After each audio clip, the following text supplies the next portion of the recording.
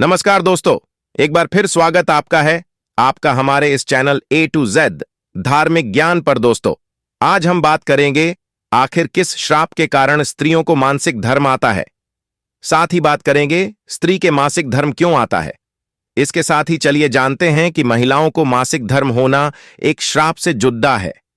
महाभारत ग्रंथ में इस श्राप का वर्णन मिलता है। तो चलिए जानते हैं कि किसने और क्यों दिया महिलाओं को मासिक धर्म का श्राप। पौराणिक ग्रंथों और कथाओं में कई भयंकर श्रापों का वर्णन मिलता है।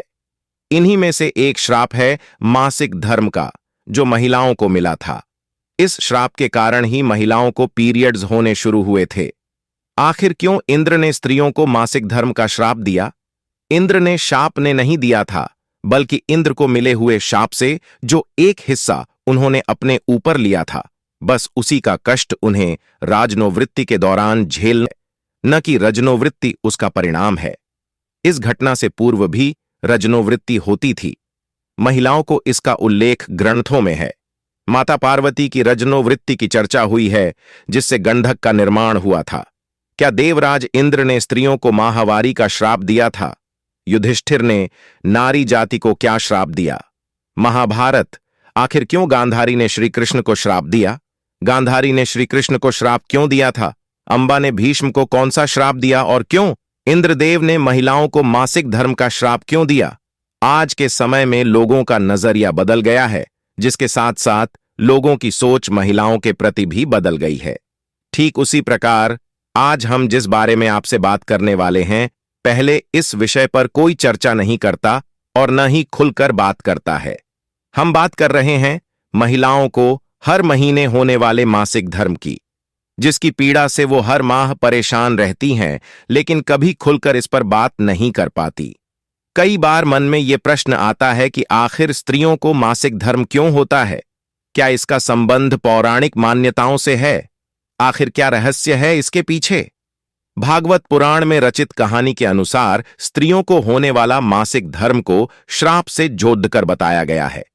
कहानी के अनुसार बताया जाता है कि एक बार इंद्र भगवान से बृहस्पति देवता काफी नाराज थे और इसी कारण उन्होंने देवलोक पर आक्रमण कर दिया, जिससे इंद्र अपनी गद्दी छोड़ ढांचकर भाग गए।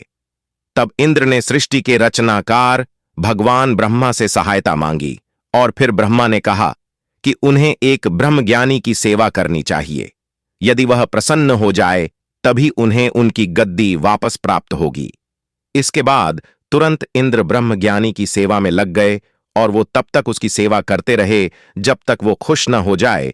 उस ज्ञानी की माता एक असुर थी, इसलिए उसके मन में असुरों के लिए एक विशेष स्थान था। इंद्रदेव द्वारा अर्पित की गई सारी हवन की सामग्री जो देवताओं को चढ़ाई जाती है, वह ज्ञानी उसे असुरों को चढ़ा रहा था। लेकिन जब इंद्रदेव को यह सब पता चला तो वो क्रोधित हो गए और अपने हाथों उस ज्ञानी की हत्या कर दी, जिससे उन पर ब्रह्म हत्या का पाप चढ़ गया। इस पाप से बचने के लिए इंद्र ने खुद को एक फूल के अंदर छुपाया और 1,00,000 साल तक भगवान विष्णु की तपस्या की, जिससे प्रसन्न होकर भगवान विष्णु ने इंद्रदेव को बचा तो लिया, लेकिन उनके ऊपर लगे पाप से उन्हें मुक्त नहीं कर पाए। फिर उन्होंने इंद्र को सलाह दी कि वो अपना पाप थोड़ा थोड़ा करके बांट दें। तभी इंद्र ने ये पाप का कुछ अंश पेट, जल, भूमि और स्त्री को दे दिया। इस पाप का अंश लेने के लिए सब राजी तो हो गए, लेकिन सबने इंद्र के आगे इसके बदले कुछ वरदान मांगा। पेड़न ने इंद्र के पाप का 1/4 अंश ले लिया, लेकिन उसके बदले पेड़ ने वरदान मांगा। वरदान के अनुसार पेट जब चाहे खुद को स्वयं ही जीवित कर सकता है। इसके बाद जल को पाप का हिस्सा देने पर इंद्रदेव ने उसे अन्य वस्तुओं को पवित्र करने की शक्ति प्रदान की। पाप का 3रा अंश इंद्र ने भूमि को दिया, जिसके बदले भूमि को वरदान मिला कि उस पर आई कोई भी चोट हमेशा भर जाएगी।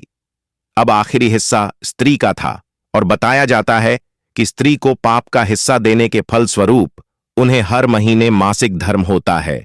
लेकिन उन्हें वरदान के रूप में इंद्र ने दिया कि महिलाएं पुरुषों से कई गुना ज्यादा काम का आनंद उठाएंगी। प्रिय मित्रों, हमारे द्वारा दी गई यह छोटी सी जानकारी आपको कैसी लगी है? कमेंट बॉक्स में जरूर बताइएगा। धन्यवाद दोस्तों।